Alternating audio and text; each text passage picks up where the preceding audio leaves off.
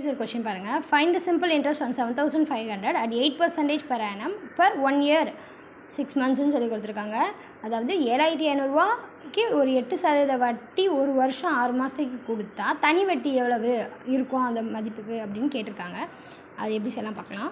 பொதுவாக ஒரு வருஷம் அப்படிங்கிறது வந்து எத்தனை மாதம் இருக்கும்? 12 மாதம் இருக்கும். அது போக ஒரு 6 மாதம் சொல்லியிருக்காங்க இல்லையா? அப்போ இதையும் ஆட் பண்ணிக்கோங்க.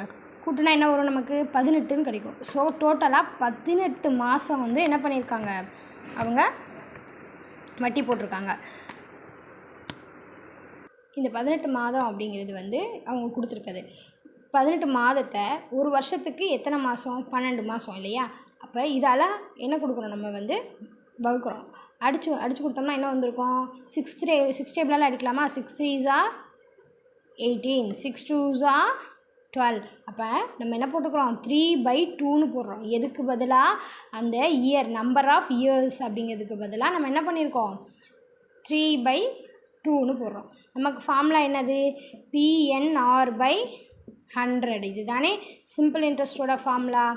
இப்போ பாருங்கள், இப்போ பியோட வேல்யூ நமக்கு என்ன கொடுத்துருக்காங்க? 7500ன்னு கொடுத்துட்டாங்க. என்னோட வேல்யூ நம்ம வந்து இப்போ தான் கண்டுபிடிச்சிருக்கோம். என்ன சொன்னோம்? 3/2ன்னு போட்டுக்கிட்டோம். சரியா? ஆரோட மதிப்பு என்ன சொல்லியிருக்காங்க? நமக்கு 8% சொல்லியிருக்காங்க. So 8% divided by 100. ஓகேவா? இப்போ 1 to 2, 4 2s are 8, 4 2s are 8ன்னு எழுதிக்கலாமா? அதே மாதிரி இங்கே 2 zeros இங்கே 2 0 கட் பண்ணிக்கலாமா?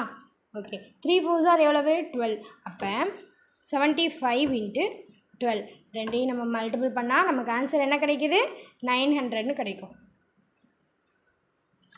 அப்போ ஆப்ஷன் டி தான் நம்மளோட ஆன்சர்.